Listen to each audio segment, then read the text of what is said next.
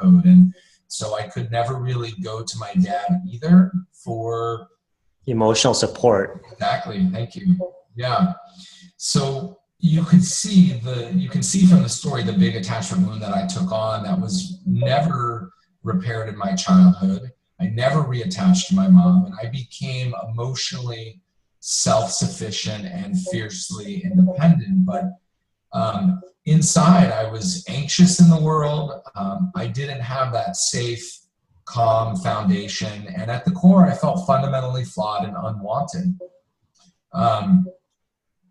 It wasn't until college when my mom invited me back home to have a talk, and she wanted to let me know that she and my stepfather, who she had married at the center, because of the center, were getting a divorce. And my stepfather I came to love as my other dad. And I had a flashback. I had a flashback of my mom leaving me and my brother with my dad. And at that time, the feelings were so overwhelming, the pain, the rejection, the loss, the fear, that I couldn't feel them. And all I felt was anger. And I really sided with my stepfather against my mom. And I spent 3 years being angry at my mom, hating her, disliking everything about her. I remember I was working at a coffee shop in college, and my mom stopped by on Mother's Day. You know, obviously it's Mother's Day and she wants some attention, you know. I regret this terribly, but I told her to fuck off on Mother's Day, and because that's where I was at. I was also angry at my dad, my biological dad, but I really didn't know it at that time. So that's when my journey of self-discovery started, as I became aware that I was angry. Now, through the rest of my early childhood, I was very fortunate to make amazing friends, and I have 3 friends from grade school who are still my best friends to this day. I was fortunate to find coaches and mentors and teachers and professors who all believed in me and could see my value, even though I really couldn't feel my own. And but looking back on it, it's really clear that in all of those people, I was really searching for redemption. I was searching for someone to love me the way I wasn't loved in my childhood, which is what most of us do. And it's why many people go to therapy, hoping to be redeemed. And of course, the therapist's job is not to redeem them, but to help them to redeem themselves. So of all these fortunate people that I met, or of all the ways I was fortunate to meet these people, I was most fortunate to find a good therapist. Wow. Therapist did not give me the love and the nurturing I needed. Rather, he helped me to love and nurture myself the way that I needed to be loved in childhood. He didn't push this idea that in order to heal, I needed to reconcile with my mom or to get whatever it was I needed that I didn't get from her in childhood. Rather, he guided me through loving and redeeming myself. He didn't focus on all the things wrong with me, and there were lots of things wrong with me. He didn't diagnose me. He didn't label me. What he did is he stayed calm and compassionate and caring and had that unconditional positive regard.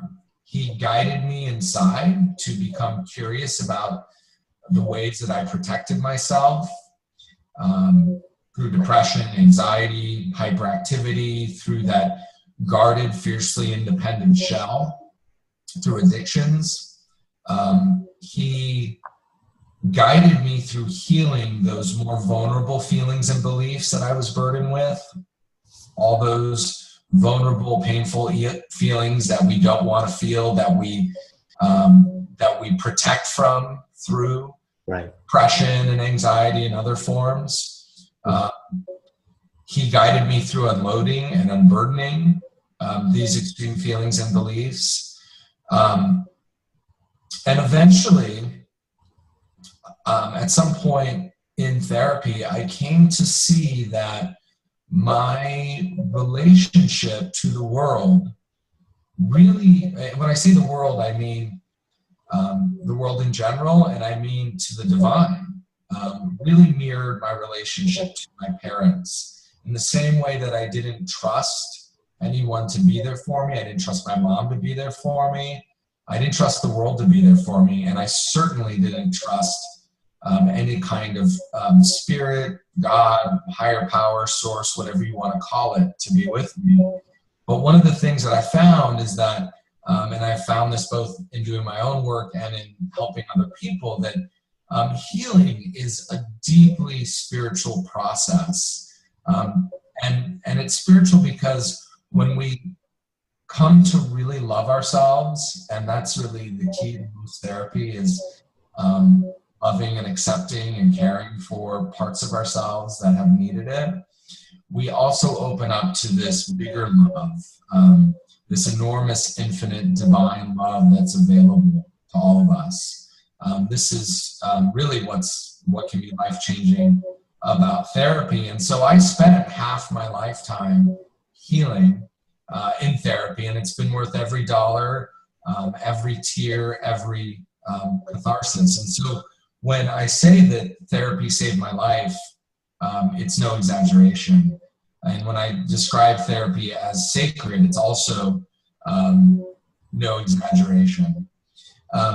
So in the 90s, early 90s, when I was, I started working in mental health when I had my first mental health job when I was 19, and worked in different roles in social services and mental health. And when I started hearing about abuse of power, and therapists getting their own needs met because of clients, I was deeply troubled by that.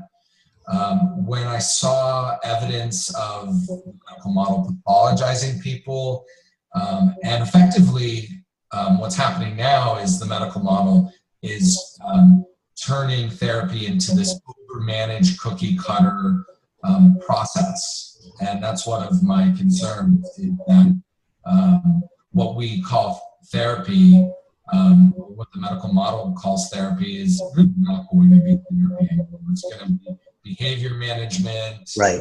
medication management, maybe CBT. And so, and then when I see, big pharma pushing their agenda, and I see the ways that our culture and the medical model encourage us to sweep everything under the rug, to bury our heads in the sand, and to amputate the most precious parts of ourselves. And when I see therapists willing to help others, but really unwilling to look at themselves, which is what's happening with a lot of the new people coming out of graduate school, there isn't a push to go and do your own therapy. I really had no choice but to do something about it. And this is why I started goodtherapy.org. I wanted to protect the practice of psychotherapy, to protect people in therapy, and to really support therapists doing collaborative, non-pathologizing work. I really believe that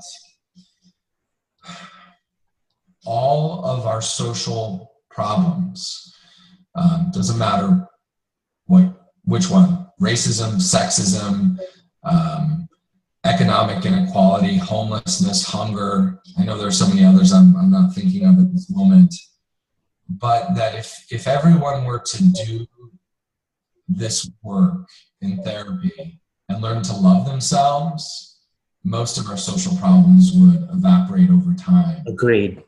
Absolutely agreed. So I know that maybe sounds a little grandiose. Sometimes I think perhaps we'll always live in this world where there is enormous love, but also terrible cruelty, where there's good and evil. Maybe that's part of why we come here, because without pain, without suffering, we don't expand. And I think that for those of us that have been hurt in this world, because none of us get through this life unscathed, Most of us have felt rejected, hurt, mistreated in some way. We have this amazing opportunity to grow and to heal. And really what my message is that we are all born these loving, lovable, beautiful human beings that have within ourselves the innate capacity to tap into this center that is calm, Absolutely. passionate, curious, confident. And if we do the work where we get to know those protective parts of ourselves and we unburden those very hurt parts of ourselves that we lock away, that we're afraid to look at, that we're afraid if we look at, they're going to get worse. If we do that work, we can do it without being overwhelmed, without making it worse. And we can release things that we don't even know sometimes that we're carrying, and begin to shift and embody all of those beautiful qualities of self-compassion and calm and confidence, and begin to love ourselves and love the people around us and love this world. And as we do this, our reality shifts. Absolutely. Because as you look at the world as a scary place or as an unsafe place, that's exactly what the world becomes. When you begin to feel differently about the world and to see the beauty in other people and the beauty in yourself, the world shifts. And the more of us that make this shift, the more this world will shift. So, anyhow, no, I am in full agree. I don't even know how to explain it, but you know, I don't want this to be the last time you and I talk, because you just really resonate with overall my philosophy about life, my social media branding, who I am. Someone said to me, well, you know, you can't be all good all the time. You can't be happy all the time. That's absolutely true. Why not move towards it? Why not desire that? Why not project that? Why not live that out? So Noah, you know, comment on that? Yeah. Yeah, if you believe you can't be happy all the time, then you're absolutely right. There's nothing wrong with being happy all the time. I'm not saying I am, you know, but the beautiful thing for me is that I have discovered that I can be joyful regardless of conditioning. And whatever things come up that happen to me, that challenge me, I can approach it with gratitude, because I always learn and grow from it. So yeah, no, absolutely. And, you know, I'm getting really emotional about it because, you know, a lot of people ask, why are you so happy all the time? Why are you so this? It's not that I'm not experiencing the other side. I'm glad that people are working on their shadows and try to align, but part of humanity is, you know, I don't know where we have this split of ourselves. And for your perspective, or what happened to you, is that it's based on attachment trauma, right? That's on that time, it realigned or shifted our congruence. And part of therapy is to make us congruent again. Mm-hmm. And so that was my work. And I didn't discover congruency until my mom's passing, actually. Mm-hmm. And so that's why within the past 2.5 years, I've had this shift of projecting this idea that, yes, you can be happy. And I'm a living testimony of it. Happy to hear that. Yeah, absolutely. Noah, tell me more. I've got some questions to ask you. And you know, I know that I said it's about 20 minutes that I'm going to be interviewing you.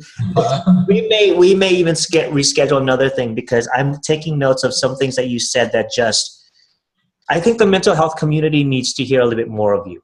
You know, even your philosophy. I know that you're writing a book. I'm sorry, did I just say that out loud?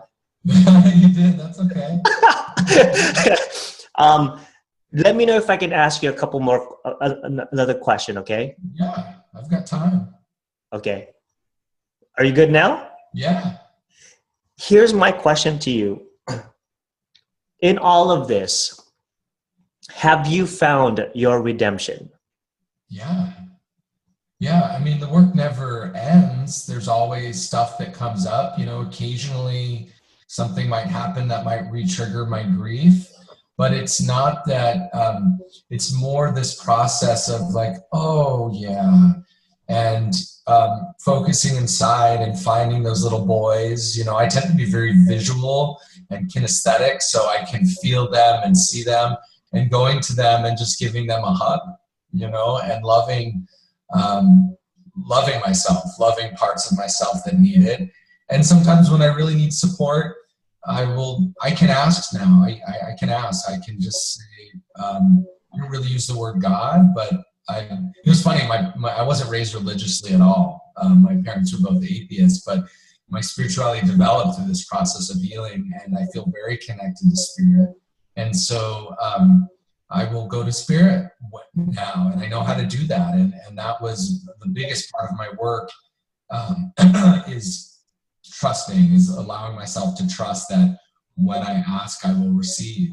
And, I love that. yeah, I love that. And I think a lot of people underestimate the spiritual parts of ourselves, that, you know, our circumstances, well, from my perspective, I do believe in God, and I do believe that I found a lot of strength in my faith in him. And so, you know, absolutely. That's one of the reasons why, you know, I am who I am at this point, because, you know, there are some things that I have to look at as far as my weaknesses, but it just makes it all the more that we know that we are just a small part of a bigger thing, right? You know, the earth is just the earth, but when we look at it in the area of the universe, the cosmos, there's no such thing as narcissism. When we see how tiny and small and insignificant we are in comparison to the universe. yeah, yeah, I totally know what you mean. Yeah. So you found your redemption, and it sounds like that redemption has made you feel alive and made you live more than just living, but you're a little bit more alive, it sounds like.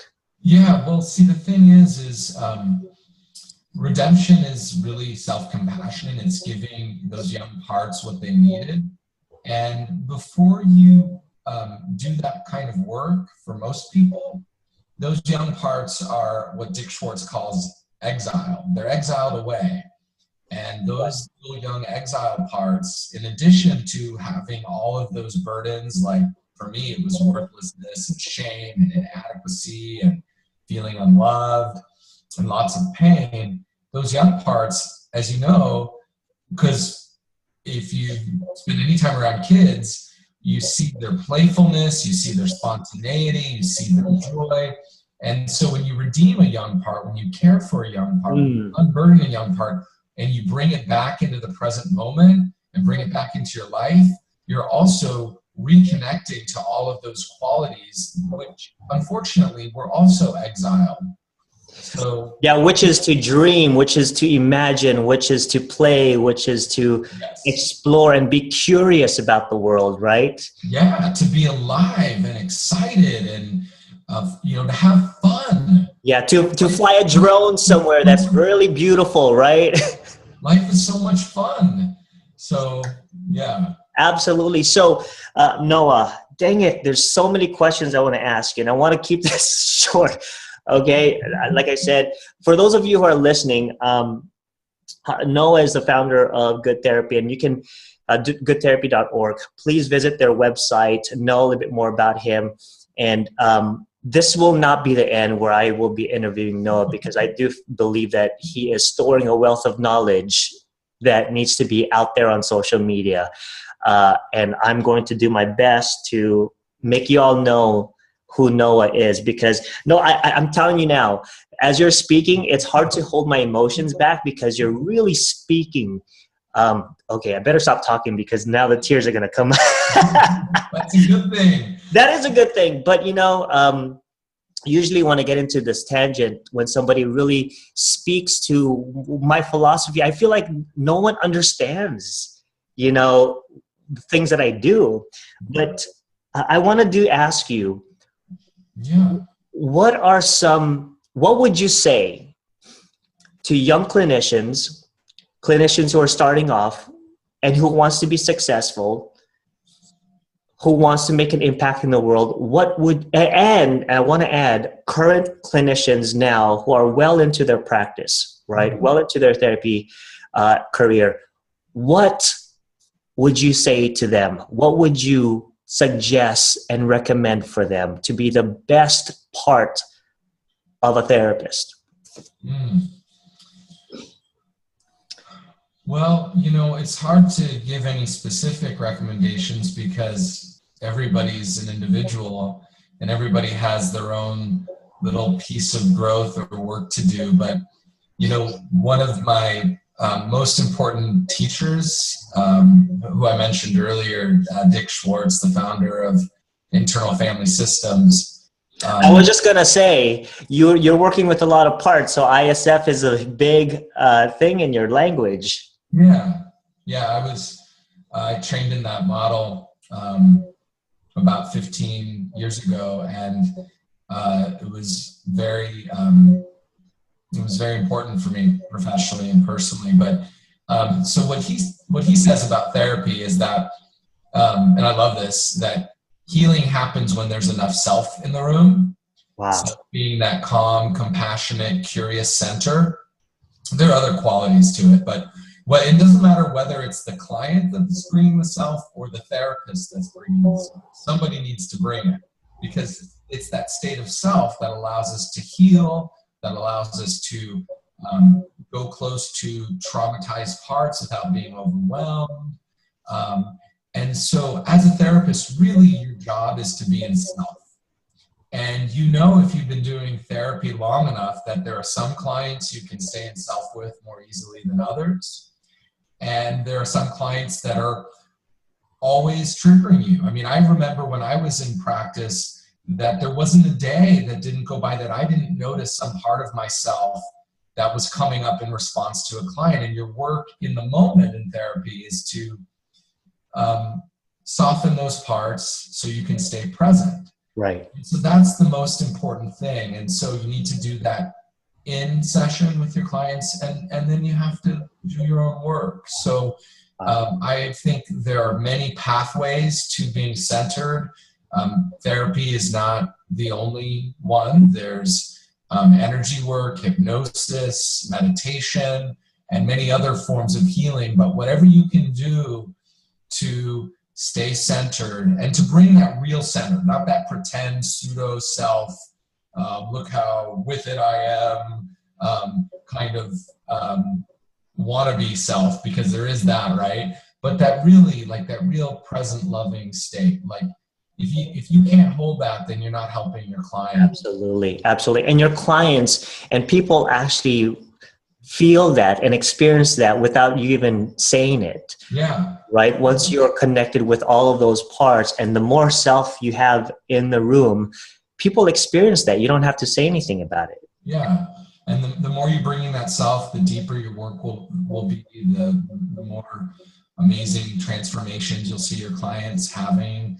And, but it's, we're all works in progress. And I think that in the same way that we continue to develop and heal and grow and expand through our lifetime, the same thing happens professionally. Yeah. Yeah. And, I think you've not only really encouraged what I do as a videographer. I want to capture a lot of those self in the videos for therapists, and I think we're hiding way too much. And so when I create promotional videos, I know for a fact, because of my own experience as a clinician, that the years of experience, the certificates hanging on your walls, those are just the, hey, look at me kind of thing. But people actually stay in counseling with you as a clinician because of you. And so I want to replicate that, or at least project that on video, that, hey, if you show up on camera, people will notice that, and, it's going to help your business, right? The more you are of you, the better it is for all of us, for all of us. Yeah, I think therapists oftentimes draw people into their practice even before they've met them, through a smiling photo, through what they write in their profiles, through a video. It is a good way to connect, for sure. Yeah. Well, Noah, I'm pretty floored. I mean, you told me you're going to tell your story, but I had no idea. I had no idea, and I don't even have tissues around me, so that's why I had to kind of hold back because I do look horrible when I cry. So, Oh, no, nobody looks horrible when they cry. Sorry. So, I think I need to sing you this song, Ernesto. It's all right to cry. Crying takes the sad out of you. It's amazing. It's amazing that I have not reached out to you before because, good therapy has been on my radar for so long. And now it's really a special opportunity for me to actually interview you because when I started videography, video blogging, maybe about 2.5, maybe 3 years ago, I noticed good therapy saw my vision, right? Because when I saw the video, little icon on your website, I was like, no way. And I was so excited about that. So, this is also special for me, and knowing that the person behind it has a story that is just incredibly it's redemption, it's forgiveness, it's grace, it's love, it's compassion. And I gotta say, no, I when I say empire, that wasn't a slip, right? I really do wish for you and goodtherapy.org to really have this empire. Beautiful stuff that you guys are doing there. Thanks, Ernesto. Yeah, I think by empire you mean like just to keep bringing our message to the world, and that's what we're working on. Absolutely, absolutely. I love companies who have a message and have a story. And that story is relatable to all of us. Like I said, with all the things that I'm doing, it feels like a lot of people kind of understand with the things that I do, but no matter how much I explain it, it still doesn't feel like people do understand. But hearing your voice and your story, it just makes me feel good and so energized and inspired that someone really gets it, Thanks, Ernesto. I'm glad that you feel that way, and thank you for this opportunity to share my story. I like sharing it. I feel like there's some good messages here. So one last question, okay? So you talked about a book, right? Yeah. So when the hell is that coming out? I don't know.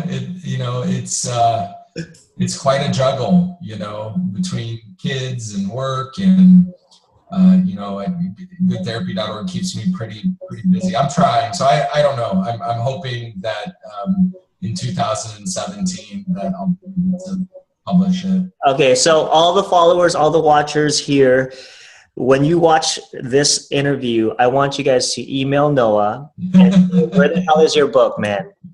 You said 2017. Where the hell is it? So, I could probably use a little bit of that. Right. Yeah.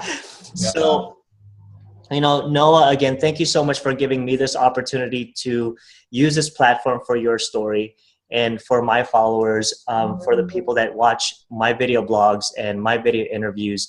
One of the things that I want for my community is to know that, okay, look, you have a private practice, you have a business, but do not forget you.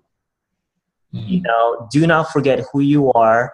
When you lean into that, good things will come. And you are the testimony of that, Noah. That is freaking amazing. Well, thank you. Yeah, I mean, I feel like I've been given an opportunity that through the telling of my story, I can inspire and encourage other people, especially men, to drop their guard and look inside and become who they were meant to be. So, yeah. Well, Noah, thanks again. And for those of you who are watching, this will not be the end because I have tons of notes And a lot of them are not answered yet by Noah, and I'm just so curious about knowing a little bit more about your philosophy, where you are in life, and I just love seeing this type of story. But anyway, I'm going to go on my week and my day really energized. I don't know about all of you, but thank you so much for joining in. Noah, again, thank you, thank you, thank you. I will have Noah's information all over this video. And if you want to reach out, again, they're the only website right now that has the capacity to hold your promotional video. So if you have a promotional video done by FYLMIT.com or any other videographers out there, go to them, because they will have it on your, there's your profile, and you'll have this little box, a little play button, and it'll play.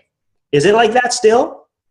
As far as I know. Okay, because I know a couple years ago it was like that, so it was really fun to see that. So, all right, again, everybody, this is Noah again, and my name is Ernesto, licensed marriage and family therapist. Thank you so much for tuning in. Bye-bye. Thank you, Ernesto.